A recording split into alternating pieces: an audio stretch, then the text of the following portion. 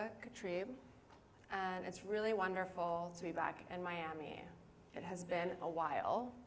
I wanted to thank Locust Projects and Yollotl for the invitation and for the Little Haiti Cultural Center for hosting me tonight. So some of you may know that I had the pleasure of living and working in this city from 2007 to 2011, employed for nearly 5 years as the associate curator at MoCA North Miami. I came to the city right after I graduated from Bard College, earning an MA in curatorial studies. I was 25 years old then. We were all a little bit younger. I had only been to Miami once before coming here, and I was eager to work as a curator in a contemporary art museum. So once I was offered the job, I packed up my things and moved here. My years spent in Miami were both amazing and confusing. It was hard at times, because I was totally new here, I didn't know anyone. And sometimes I felt disconnected from the outside world, the city, but nonetheless, this period was incredibly formative for my professional and personal development. The first year or so that I lived here, I would drive to Target on the weekends for fun. When it would rain a lot, I would pull over to check the radio to see if it was a hurricane. It was not. Eventually, I settled in and could call the city home. So it is really nice to be back. And the experience of being in Miami greatly informed my work. I'll show you a picture so you don't have to look at my name the whole time. The exhibitions and programs I organized here were about trying to understand the city where I was living and how to work in this context. I worked with local artists, I worked with international artists. I tried to bring practices and ideas to fruition that I felt that many of the local artists living here might relate to or even push against. In Miami, I learned about the importance of context, place, and community, as well as how to put together a show, how to work with a small team in most aspects of making a museum run. I also learned a lot from the beautiful exhibition spaces of MoCA's Charles Gwathmey building. Its flexibility and scale allowed for developing polemical and complex shows. Although the offices were a bit outdated then, I don't know if they've been updated. The surrounding neighborhood in North Miami was always important for thinking through the programs, but most of all, visiting artists were usually engaged in and inspired by the area.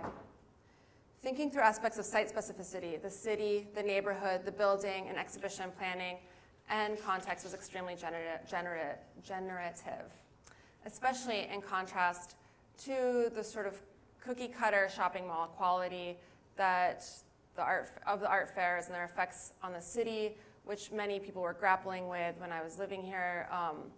And I'm sure the stakes of these issues are much different now. And maybe most importantly for me during my time living in Miami, I made connections in Latin America. I traveled to many cities and countries and forged relationships with places and people that still inform me today. I tried to produce networks through exhibitions and programs between younger generations of diasporic artists here in Miami and those living in places like Colombia, Peru, Guatemala, Brazil, etc. And living in a city of diaspora, which is Miami, also helped me to begin to understand my own diasporic story. I grew up in Maryland, New York, and then West Virginia, raised by Syrian immigrant parents and extended relatives. My first words were in Arabic. I grew up Muslim. However, going through adolescence in a place like West Virginia, assimilation takes particular forms. There are not many other Arabs in the small city where I grew up. And it wasn't until after studying in Chicago and in New York and finding myself here in Miami that I was able to understand my immigrant experiences in relation to my work and life. I'm still figuring this all out, reflecting on the past, trying to understand the present, but I've been fortunate to be able to work with art and exhibition making, research and writing, to try and put forms, text, images, and ideas together to formulate this process, and to respond to the experiences of artists. Really, the foundations of my ideas around international art in relationship to local institutions were built through my personal history as well as time working in Miami. Since it was so long ago now since I worked here, I don't really want to spend time tonight talking about specific projects I did here. Maybe some of you even remember them. I think many of them are on mocanomi.org. But instead, I'd like to talk about what I've been doing most recently and how I got to my most recent project, which just opened on Sunday. So it's been a little busy. So when I left Miami 7 years ago at the very start of 2012, it was to work as the curator at Sculpture Center in New York City. And I took what I learned there, to develop an ambitious program of local and international artists, as well as commissioning new works by artists. And this is something I started doing in Miami as it was a way to offset shipping costs, put more budget into producing new works by artists. I organized nearly 30 exhibitions and projects in my time at Sculpture Center, focusing on artists whose works had not been seen, with many who did not yet have gallery representation and still don't. And this is a collage I made of some of those projects. I think there's 30, but I always get tired counting. So working as a curator with an institutional platform is not something I take lightly. And I think if you look at this collage and see some of the names here, there's really a range of generations of artist experience, kinds of artists. I mean, it was Sculpture Center, so a lot of artists had a sculpture focus, but not necessarily. So this was something that I was definitely thinking through. And some artists I worked with here in Miami in exhibitions at MoCA and did bigger projects with them at Sculpture Center. So yes, working as a curator with an institutional platform is not something I take lightly. And I don't see my job as just making tasteful exhibitions, but about learning new things, trying new approaches, and about trying to understand what hasn't been seen yet and why. I need to look in the peripheries, and not just because I'm looking for what is peripheral, but because I think there's a lot of important work, histories, and ideas that get lost in many popular causes. These trends can take many forms: artists, politics, themes, hot subjects, and sought-after issues. Some irony lies for me in that most times that I work on what has been ignored or underrepresented, there are major insights uncovered that are extremely relevant to contemporary questions. In essence, I'm seeking to find what is essential to try to remember today. The responsiveness underpinning my work has really shifted over the last few years. All over the world, including where I have been working over the last 7 years in New York City, the stakes have been quite different since 2016. The election year, Trump's presidency, the Me Too movement, the climate crisis, increasing economic disparity, the dominance of social media, the attacks on news media, the refugee crisis, the border crisis, the so-called Muslim ban, and more local and art-related New York City galleries closing, mega galleries opening new museum-like buildings, protests against museum, I could go on. Certainly many of these things were happening before, but the current president and his administration's chaos has caused, accelerated, and exacerbated many of these crises and movements to address them. This moment has also underscored and created gaping inequities that many people are trying to address. And I just wanted to, I'll go back. So just to give some context of MoCA and Sculpture Center, both are very different institutions, but what you kind of can see in the Sculpture Center image is that there's all these high rises coming around it, and these are new condos. And MoCA in North Miami, it was mostly residential. I haven't been recently, but Miami is also known for condos, so it's interesting seeing this development and growth in a place like Long Island City, where I've been working for 7 years. So I'll move ahead. So back to these questions that I just was raising. I know that I'm not alone in wondering how we can make exhibitions right now. What can art do? Is art relevant to the urgency of the present moment? How can we address the many calls that are being made for change within the walls of our institutions? And just so I don't get your hopes up, I don't have the answers to these questions at all. But I do want to talk about a few of my recent projects that were in part informed by these lines of inquiry. And I will start with one of the last shows I did at Sculpture Center, which opened in 2017. So I was still working, I started working at MoMA PS1 at this time, and I was also a curator for Site Santa Fe, this biennial in Santa Fe, New Mexico. And I was also finishing a couple shows that I had on the books at Sculpture Center, so it was a very busy year. But this exhibition that I co-curated with the artist Lawrence Abu Hamdan was called 74 million tons. I forgot a million up there. There's three millions. And Lawrence, he came up with the exhibition title, and it was brilliant. He's an artist, so, and his work is dealing a lot with art as evidence, art as a tool for creating material that may not be collected to prove certain cases. He's actually testified in court in several cases with his work dealing with sound, where he's done forensic sound work. So this exhibition was also similarly looking at artists whose works were producing testimony and evidence of histories and events that are little known.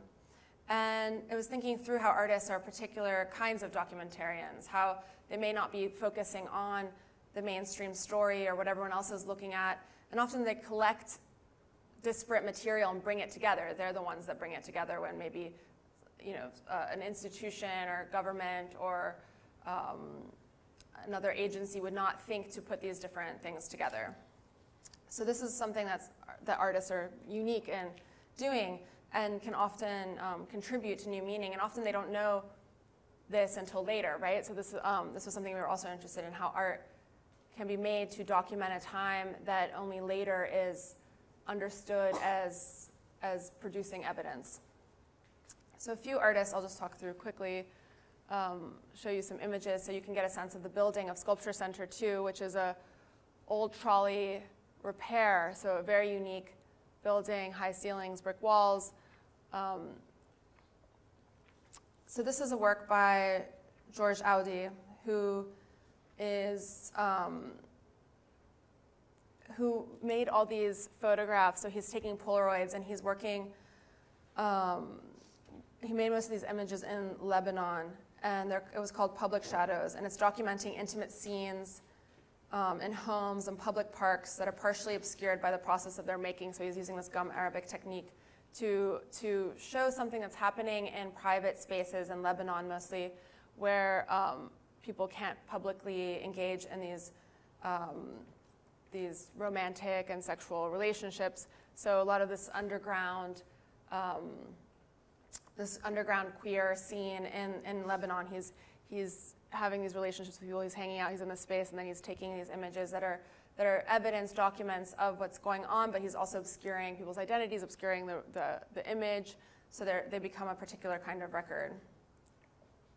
This work by Susan Schuppli in the show, she's Canadian, lives in London, and she made a series of works about the 2010 Deepwater Horizon oil spill in the Gulf of Mexico.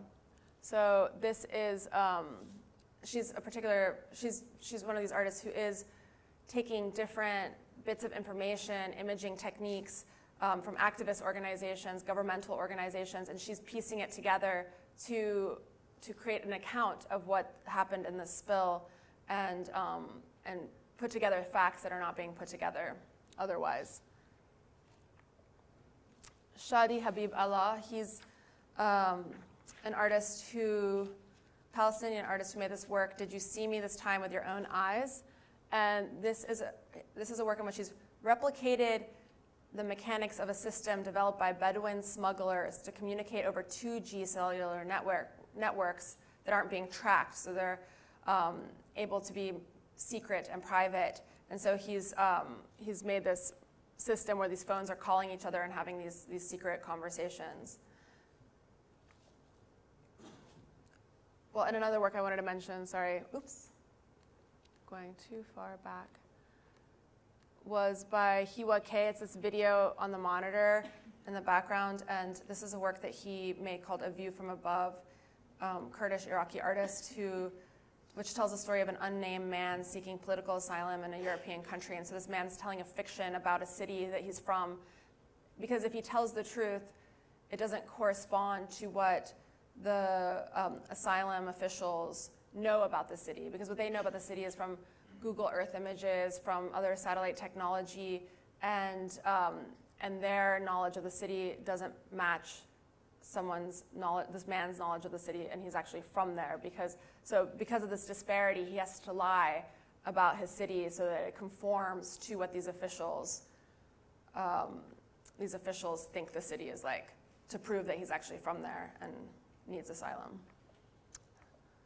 So fast forwarding again. So this is the building of MoMA PS1. This is where I work now since 2017. And MoMA PS1 is very close to Sculpture Center. And it's been really interesting to change institutions to work in a museum that I knew quite well as a visitor and as a colleague and as a neighbor, but is so much different than Sculpture Center. So just being in the same neighborhood even, it's still a totally different context, which I'm still working through, and has a lot of really amazing qualities, and is a quite large space. And my first show one of the first shows that I did at PS1, which I just jumped in with an exhibition, but this was an exhibition I'd been wanting to do for some time with Fernando Palma Rodriguez. And this is an artist whose work I'd seen in Mexico City in a gallery exhibition many years prior. And he's quite interesting. He's a Nahua artist. He's from Milpalta on the outskirts of Mexico City. He lived in London for many years. He studied as an engineer. And then he moved back to Mexico City more recently, and he's become involved as an activist, working with his family and community, also teaching the Nahua language, Nahuatl. And he makes these amazing kinetic sculptures. And they're not just kinetic, they're actually robotic. So he's using programming to make them, these sculptures, using found materials, trash, electronics that he's collecting, electronics he's finding markets in Mexico City, and creating these complex movements that relate to his, to Nahua cosmology, but also as a commentary on the effects of mining, logging, and the results of ecological crises that are directly and disproportionately impacting indigenous communities. So this coyote would go out and then get pulled back in. People would press a button to make it go. This is a horse that would have complex movements, its legs moving, its head moving up and down on this dirt. His show is called We the People. This was another coyote that was moving and greeting visitors. Well, maybe not greeting them, but just moving at them. And this is another recent show that I've organized at PS1 of Simone Fattal. Simone Fattal was born in Damascus, Syria. She was raised in Beirut, as she went to boarding school in Beirut. She studied in Paris. She studied philosophy in the 60s. And she's, this was her first museum retrospective, and I had the real pleasure of putting it together. And this is an instance of an artist who's been working for several decades. This was 50 years of work, this show. It was 258 objects, paintings, sculptures. Most of them were in her storage. And she'd been recently working with some younger galleries, and she also started a publishing house called Post Apollo Press. And I'll just tell you a little bit about her life story because I think it's important. So she studied philosophy in Paris. Then she moved back to Beirut, and she was working as a painter. And then the Civil War broke out. She also met her partner, Etel Adnan, the poet and artist, in the early 70s. And then in 1980, she and Etel left once things in Beirut became too dangerous with the Civil War, and they moved to San Francisco.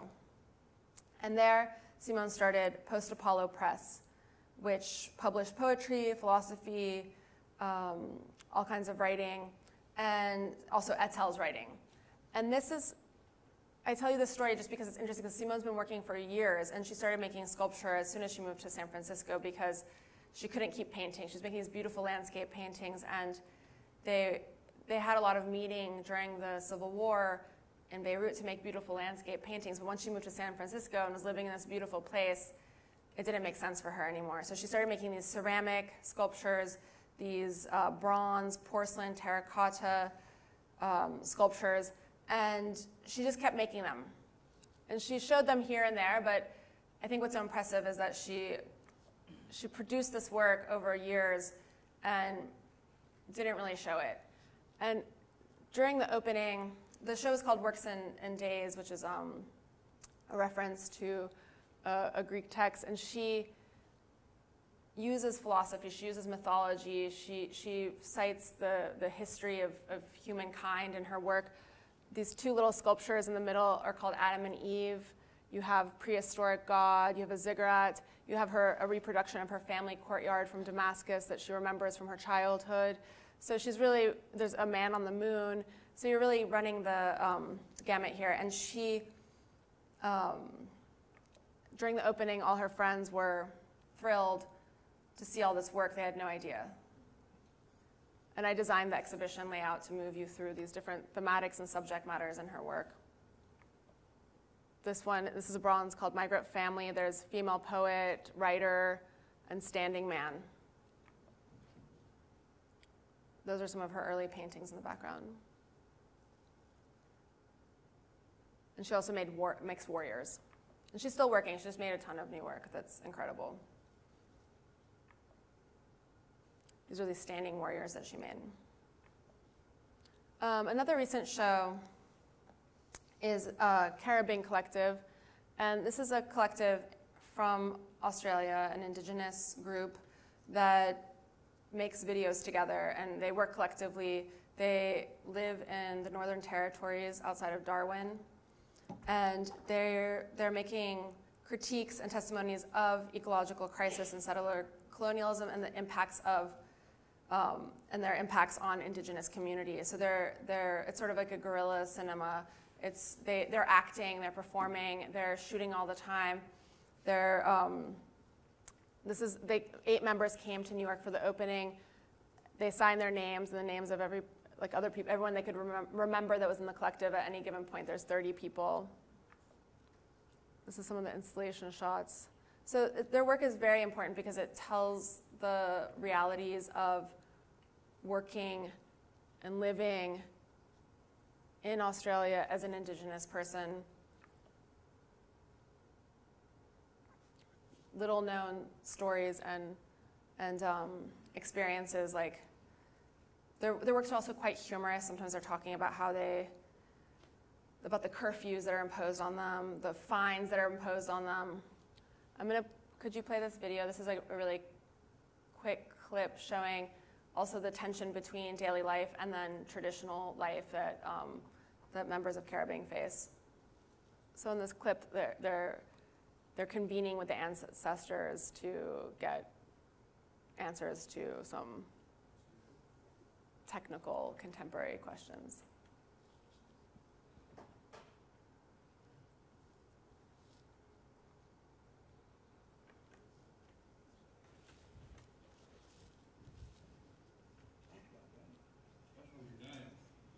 Rex, you can start in that boat. I'm ready to start and I put on the web. You can't start that boat. What's wrong? You have looked at 3 star. On top of your life off there. What's that? That's from somewhere over here, I can wear. I could have keep things that start.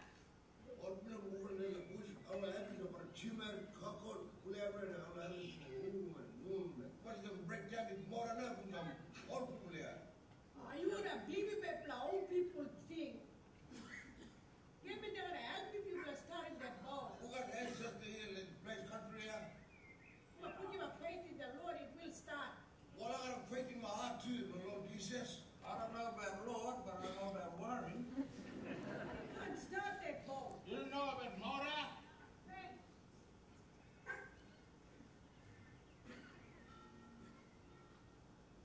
Why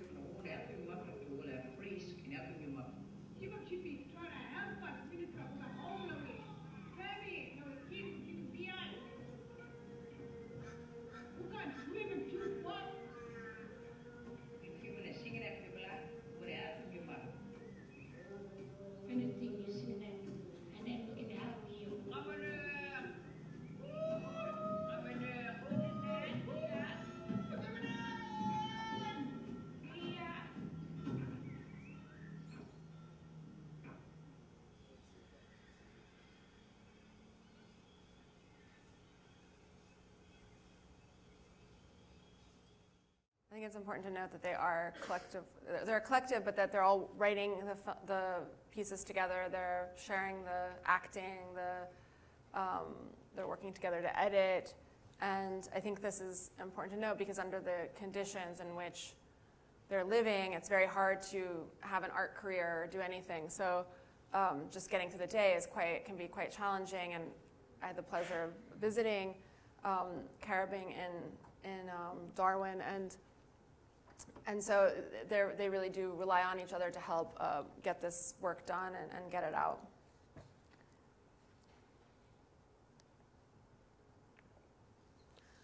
Another recent show is the solo show of Edgar Heap of Birds, Surviving Active Shooter Custer. And so this was, Edgar Heap of Birds lives in Oklahoma, and I worked with him on site Santa Fe, which I co-curated with Candace Hopkins and Jose Luis Blondet. And we showed this new work, Surviving Active Shooter Custer. And so in our conversations, I really wanted to show this piece at MoMA PS1. And so we did a small show that's really looking at his print work and how he got to his print work. And this piece is his biggest to date. Well, now he's done a few more, but at the time it was his biggest to date. And this is the first time he's using a ghost print. So you can see the prints on the right these are mono prints, but then he's run the prints one more time and made this set of ghost prints. So there's this echo facing off, and you see the text repeating. And the text that most of his works deal with text. He has abstract paintings, and he has these works. And the text comes from his research. It comes from things people say, songs, popular culture, things that are sayings in the reservation. So there's a lot of content that he puts together and distills into these often 6 or 7 line, 7 word rather works that then combine to make these larger statements. And so it's interesting, the title of this work, Surviving Active Shooter Custer, it's a reference to General Custer's 1868 massacre of a group of peaceful Cheyenne, and Edgar is Cheyenne Arapaho. And they were massacred even though they had a white flag in front of their community. And the way the title links Custer to the term active shooter, which is language used now to refer to mass murders and often used in association with school shootings and other acts of terrorism. So this is a play on this colonial history and its impact on indigenous people and communities and life. So this is another room, and you see some of his earlier prints, and this is how most of his prints were made and looked. There was just one, you didn't have the ghost print. He was just making the mono prints. He would use different tones, usually red and blue. And then the work on the back wall is how he used to make these text works, which were handmade, and he couldn't make them anymore, and so he switched to printmaking. And this is another piece that he made that's just like in terms of scale, Surviving Active Shooter Custer, which is called Health is the Highest Law of the People. And this is a work, you can see the text is referring to health issues that not only face indigenous communities, but disproportionately are faced by indigenous communities. And again, sayings that he's heard from his family, research he's done. So he is a scholar, and he does do research to find some of the language that he's using. And I just wanted to say that Surviving Active Shooter Custer, I'm really proud that it was acquired by MoMA. So now it's in the collection of the Museum of Modern Art, which is really wonderful. So I was able to work with my colleagues there to get this work in the collection.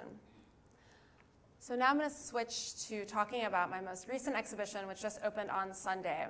So hopefully what we've talked about now and what I've shown you gives you an idea of maybe how I got here.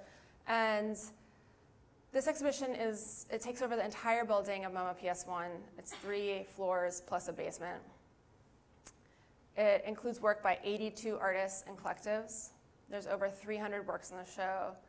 and it was quite a massive undertaking, and I co-curated it with Peter Ely, who's the chief curator of MoMA PS1. So as soon as I started working at PS1, we started talking about the show and figuring out what to do, and I'm really happy that it's open now, and quite proud actually of what we've done.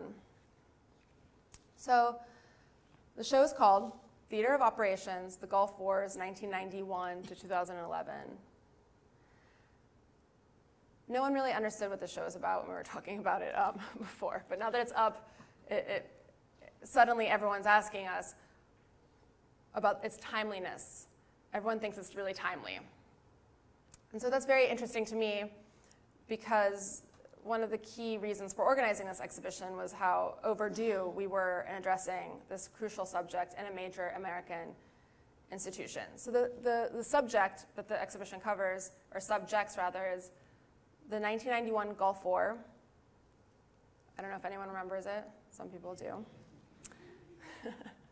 Many colleagues did not remember it or were not alive when that happened. So I'll just give a very quick synopsis of these wars. 1991 Gulf War, Iraq invades Kuwait in 1990, neighboring Kuwait, and there's international outrage. And in 1991, the US and its allies, a coalition of forces, attack Iraqi troops and go to war with Iraq. It lasted 46 days, this war. And the next subject matter is the sanctions. There were in 1990, when Iraq invaded Kuwait, the UN imposed economic sanctions on Iraq that stayed in place until the 2003 Iraq war started. So I hope most of you remember the 2003 Iraq war. And so these are wars that have been led by the US, conflicts that have been led by the US that have had little examination in the cultural sphere. So there's been lots of mention and discussion about Iraq over this now 30-year period, but we realized that there had been little examination of the art made in response to these wars, and also how these wars and sanctions impacted artists in Iraq. So I just threw this cartoon up just so people could refresh what the sentiment was in 1991 when the Gulf War happened. It was an exciting moment for many in the US. It's hard to remember that, I think, because it was promised to be a clean and surgical and precise war. And there was the yellow ribbons. There were, people were excited to go to war. This is a cartoon from the Miami Herald, local, and this is Fred watching the Gulf War live on CNN, so there's a sense of entertainment that's being referenced. And this is a cartoon by Abdul Rahim Yassir, and this is a guy in Iraq watching the tank come into his house. So this disjunction, this here and there is really central to our thinking for this show. So there's a lot of material to cover in terms of artists and artworks, but also the facts and what took place and refreshing these timelines. So forgive me for jumping back and forth a little bit. I'll try and make it as coherent as possible. So the exhibition runs from 1991 until 2011. That's what our titles are, because in 2011, the Iraq War ends. But in fact, there's still troops in Iraq, and it's never really ended, right? There's still engagements, repercussions, ramifications that are ongoing. And so we looked at the 1991 Gulf War as a really underappreciated, underexamined moment that we thought warranted deeper examination to understand where we are now. So in the early 90s, where we started, and the bulk of our exhibition and our research really is looking at the 90s and recontextualizing and rethinking and rehistoricizing the 90s, hopefully through what took place. There's several major factors that converged and crystallized, which we still find very relevant today. So one, in 1991, the US started a military engagement in Iraq and is still there. Two, the role that new military and media technology had in the 1991 war. Examples being so-called smart bombs, the clean and surgical war, which I already mentioned, cameras being attached to missiles for the first time, and this predates drones, and the unprecedented globalized 24-hour news coverage of the war, which is what the first cartoon that I showed you is referencing. And this is something we take for granted today, as news from all around the world is updated on our mobile phones all day and all night. A third major issue is around representation of the region. In 1991, Iraq was really put on the map in the West, as many of the works in the show address, and since then it has been cast in particular roles in mainstream global news media, American politics, entertainment, video games, movies, etc. We need to think about the impacts and stakes of these representations and how art can play a role in constructing and redefining images. And we wanted to do this while addressing that some artists are materially, physically, and emotionally impacted by the war, and others are moved to respond from afar. We also wanted to talk about the control of resources like oil in the region, and the politics and destruction and rebuilding, because during all these wars and conflicts, there's been the destruction of architectural sites, looting, black market, etc. So I'm going to move fast through some art.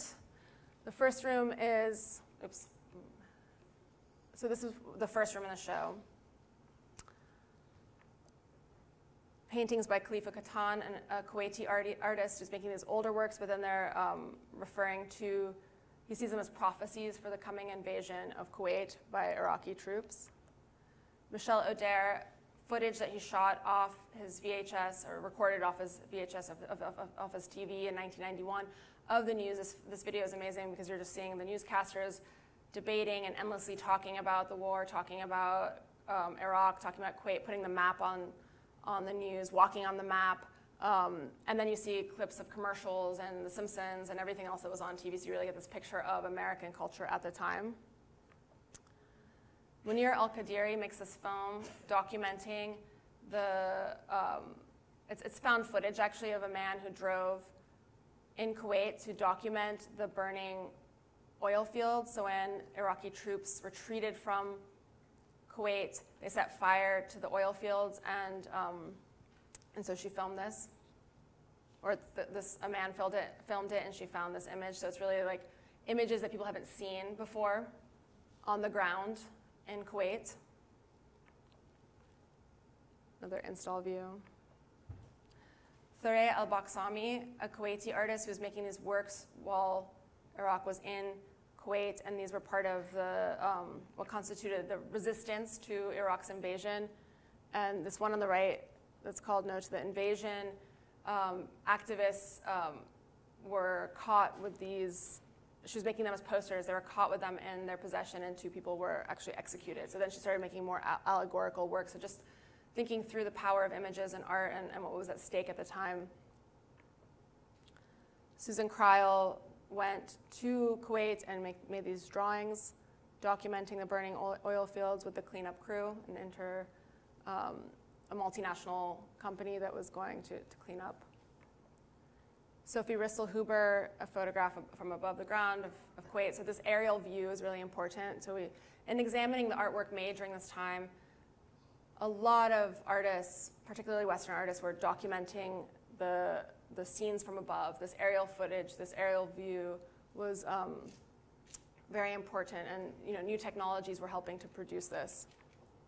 But what did they know about what was happening on the ground? This is something that we're questioning with the show. Alia Farid made this work about she's half Puerto Rican, half Kuwaiti, and she and her family left Kuwait, and they went to Puerto Rico when Iraq invaded Kuwait, and this is 4 hours nearly of footage of Puerto Rican television documenting her family's story. Judith Joy Ross, as I mentioned, there was a celebratory tone to the first Gulf War, and she made a series of photographs of soldiers about to be deployed, but also these Gulf War rallies that were taking place in support of the Gulf War, and even like a luncheon that was taking place. Tariq Al-Hussein, who is a Kuwaiti-Palestinian artist who was taking photos off his television while he was living in Egypt of the Gulf War. So a lot of artists made works in relation to the television, this technology that was connecting everyone, where everyone around the world was watching this war, the first globalized war. Rasheed Irene, a Pakistani-British artist who made this work connecting, these are actual papers in the UK that were publishing pornography in relation to news reports and headlines about the Gulf War. Robert Morris, we found it surprising that he made a work about the Gulf War that says repulsive, and it's a picture of Saddam Hussein petting Stuart Lockwood's head, a young British hostage, and this also garnered support for the Gulf War. So many artists we found were responding to what took place because of the way it was represented in the media and its unprecedented quality. Miguel Angel Rios, an Argentine artist who made these works while he was living in New York, also responding to what's taking place. And you see the maps, the flags become like a game that are being rearranged and talking about the geopolitics of what was happening. Mona Hatoum, also making a work using toy soldiers, so talking about this idea of the game, which was really prevalent in relation to the Gulf War. And then we have a lot of dialogues between Iraqi artists and Western artists. So this is a room of works by Jean-Luc Moulin, a French artist, and Dia El-Azawi, an Iraqi artist who lives in London. So Dia is making these war diaries while he's in London, responding to what's happening in the Gulf War. And Jean-Luc Moulin is similarly documenting what's happening in the newspaper around the Gulf War, and he's basically also making a diary, but from a Western position. Rafa Nassiri, a very important Iraqi artist who's also making these diaries. And these are all books. So a lot of like the Dia El-Azawi books and this Rafa Nassiri war diary, a lot of Iraqi artists were working in dafatir, which means notebooks in Arabic. And this is a form that emerged because it was easy to transport. When there's sanctions and there's no materials, you can make a book, you can get it out of the country. Dia El-Azawi sees this Kenneth Drakey image printed in the Observer in London while he's living in London. This is an image that was not printed in the US, and it's of a soldier who's been incinerated, an Iraqi soldier incinerated, because as the soldiers were leaving Kuwait at the end of the war, they were driving back to Iraq. They were in southern Iraq, and the US bombed the soldiers, dropped bombs on them, and incinerated all of these tanks. There was no official count of how many people were killed. And this is an image that a photojournalist, Kenneth Drakey, made. The US didn't publish it. It was printed here, and Dia sees this image and is moved to make this piece called Victim's Portrait. I should have given a warning before this talk, as there's some sensitive material. Felix Gonzalez Torres making work, Guerrilla Girls responding. Many artists respond in the 90s, and they respond again in 2003 later in response to the Iraq War. So there's this connection, and the show is really working to connect these events so that they're not just seen as separate random occurrences. Afifa Alabi, another Iraqi artist, responding while she's living in exile in the Netherlands. Hana Malala makes this work. This is a new work, but she's responding to the 1991 bomb shelter bombing, the Al Amriya bomb shelter bombing, in which 408 civilians were killed hiding in a bomb shelter. And this is really to make the point that this was not a clean or surgical war, as was promised with new imaging technologies. And so this work is put in relation to other works that talk about what took place. Suko, a British artist who lives in New York, making work at the time. This was an event that got some news coverage, but it really didn't sink in. And this is something that we were very interested in, how the news media and the focus around these conflicts and events really helped to construct them. Haroon Farouki made this work where he's talking about this exact technology that I was mentioning, where missiles were being put on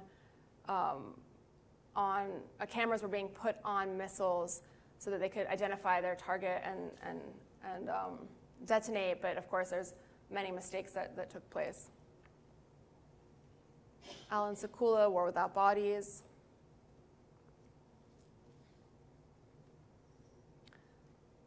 These were weapons that were used in the Gulf War that were brought back to a convention in California where people were examining the weapons that were used in the Gulf War.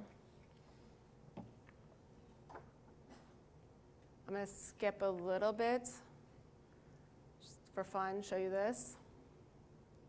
Painting by Roger Brown, Chicago Images. So there's a lot of different artists together in this show that are really being brought together by the subject matter. And it's been very interesting for us to see these relationships that emerge, what artists pick up on. And this is a way, as I was talking about earlier, to understand how the unique visions of artists really help inform us, and they work as evidence of something, maybe for later use. Sarah Birnbaum, also making work responding. So this is a work by Corey Archangel. He made it in 2005, but it was from a computer that he found in the Salvation Army. They had this program. It must have been made in 1993 or 1994. And this is a homemade game where you move this missile and it just falls within the borders of Iraq and explodes in this primitive explosion. And it's really rudimentary, but it's also, I think, evidence of how people were imagining this country, just a shape in the middle of nowhere to bomb. Hana Malala is an Iraqi artist who just left Iraq in 2006. And so these were works that she was making during sanctions period where artists were isolated, completely isolated. And so museums had been looted. They continued to be looted in the Iraq War. Even more archaeological sites were destroyed. People couldn't come in to, archaeologists couldn't come in to assess sites because of sanctions, embargoes. Libraries were ransacked. In 2003, libraries were burned, bombed, looted. So really a lack of resources, a breaking down of civic infrastructure. And Iraq, just a side note, is really the birthplace of Arab modernism. So there's a very rich history and tradition in Iraq that's slowly been eaten away. This is a quote by Hana Malala, which I wanted to throw up just to give you an idea. She's writing this in 2001. She's still living in Iraq, and this is about this tension between being isolated and knowing there's this global art world in which everyone's connecting through different technologies. Indeed, the 80s generation had to reconcile two contradicting extremes, an ever-flourishing and inspiring past, and the painstaking effort of reshaping a backwards present, always hampered by a cultural discontinuity and a vacuum, particularly in painting. All this was set against a backdrop of rapid Western cultural growth within a context of social and ideological influences that both promoted and protected its development. Working in this environment leads to a constant oscillation between total artistic commitment and total negation and annulment. So this isolation is really interesting, I think, in considering how artists were affected and impacted and their representation within a global art world. Nuha Al-Radi is a really amazing example. She wrote this book. She became famous for this book, Baghdad Diaries, which I urge you all to read. It's the chronicle of a bohemian woman living in Baghdad as an artist during the Gulf War and through sanctions. And she talks about how the war is impacting her own life. She has quite a sense of humor about it. She's critiquing the news reports she's seeing about the representation of Iraq from afar, making fun of different politicians.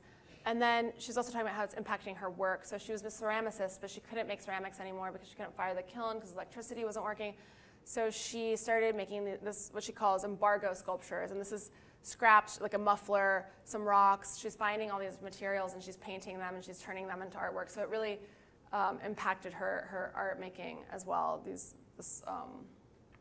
war and its in the embargo period. Layla Al-Attar, she was the director of the Baghdad National Museum in Baghdad, And she was actually killed in 1993 when President Clinton ordered a bombing which was on her house. And she, so this is, the Gulf War is over, no one's paying attention, things have moved on, but there's still military engagement in Iraq during this period. And she was killed. And this is an unfinished painting we found that her son had in Toronto, of all places. And some people think that her house was bombed in retribution for this mural, this mosaic portrait that she commissioned or oversaw the commissioning of. It's unclear, or she did it herself. No one really remembers exactly. Of George Bush at the entrance of the Al Rasheed Hotel in Baghdad, where all these diplomats and news media and everyone, like all these international foreign visitors, would stay there. And in 2003, just an interesting story about what's at stake in images here. When the US invaded Iraq, they tore up this mural and replaced it with an image of Saddam Hussein. Paul Chan, an artist who's working with activists and really was making a lot of political work around Iraq, and he actually went to Baghdad and made this film. In 2012, an Iraqi Dutch artist made a remake of his film with footage that her father had shot at the same time, so thinking about representation and relationships to the material that you're working with or the places that you're documenting. Oday Rasheed, this film, Underexposure, the first film made in Iraq after the fall of Saddam Hussein, and this film is quite interesting. It's shot on expired 35 millimeter film that he bought from looters because of the sanctions, so no film was coming into the country. And I'll just play a really quick clip just to give you a sense of some of the cultural production that was being made at the time.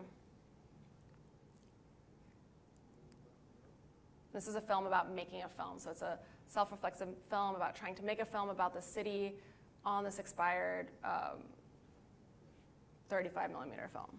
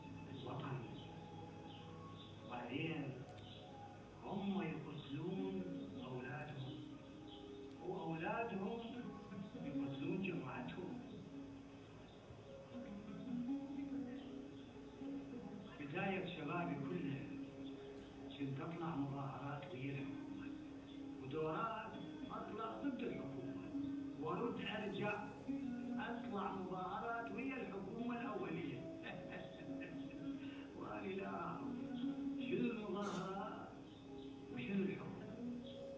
كنت أقول يجوز أنا ما أكتب أو يجوز كلمة الوطن أكبر من عقلي. يمكن الوطن يريد شغلات هواية حتى تصير حلو. بس شنو هاي الشغلات؟ الأخبار ما تقول لنا شنو.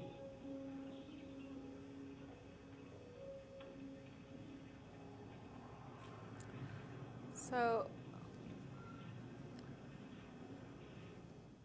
there's so many more works I could talk about, but I'll show you just two more things and then tie it up. This film by Oday Rasheed, I think it's really about this grappling with homeland or like the loss of a place, and a lot of the works in the show are about this loss of place and what's the transformation of what's happening in Iraq. But I just want to fast forward. I was going to try and get through all of this, but it's impossible. So what's happening now, this is another work by Dia El-Azawi. These are books just filled with mentions of Iraq, Baghdad, Iraqi, 2 years of mentions. The artist made a program to find every article and collate it, and so this is what the result is. So just the enormous amount of material that's been, the enormous amount of events, conflicts, but also material that's been written, documenting what's taken place. Artists making these dafatir, documenting the bombing of Al-Mutanabi Street, a popular street for writers, artists, poets. So physically documenting this with these books, burning them, sticking objects in them. But I just want to talk about what's happening right now because I don't know if you guys have been following the news.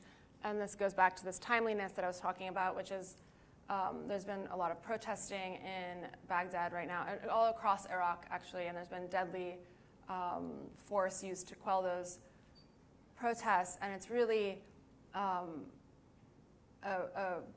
movement that's beyond sectarian allegiances, beyond class. I mean, there's a lot of people are coming together to really make a stand. And so this is something that's quite urgent, and many of the artists in the show are dealing with this, are impacted by this new event, this new wrinkle. This is an artist, Gaith Abdul Ahad, and he's a photojournalist. These are sketchbooks that we're showing in the exhibition. This is his Instagram account. So he's currently covering the protests in Baghdad right now, and these are just some images that he's posting. So, he's an artist in the show, but he's also in Baghdad right now,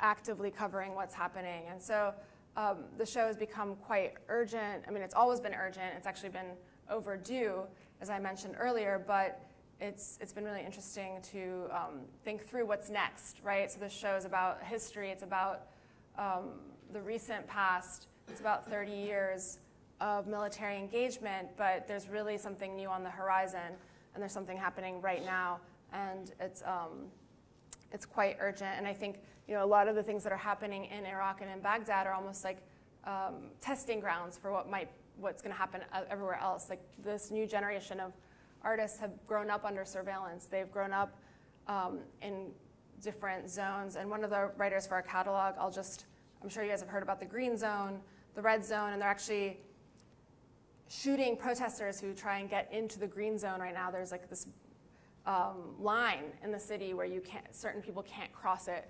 And so Regine Sahakian, one of our catalog contributors, is writing about the contemporary situation in our catalog, and she says something really amazing, and I'll just close with her words. The allure of technological warfare, shock and awe, and unlimited capital have worked in seamless phases, relying on the near evisceration of Iraqi life and associated narratives. But even with all this might, Iraq remains present, at the vanguard. The buzzwords of today, climate change, representation, acceleration, should remind us that there can be no meaningful investigation, let alone emancipation of our technologies, and consequently, our planet and its citizens, without investigating the conditions undergirding Iraq. The current millennia-old Center for Global Innovation. The lessons of the Gulf Wars are that our future has already been fought for. A blueprint already exists of this world. There is a green zone for the few and a red zone for the rest. We look away at our own risk. Thank you.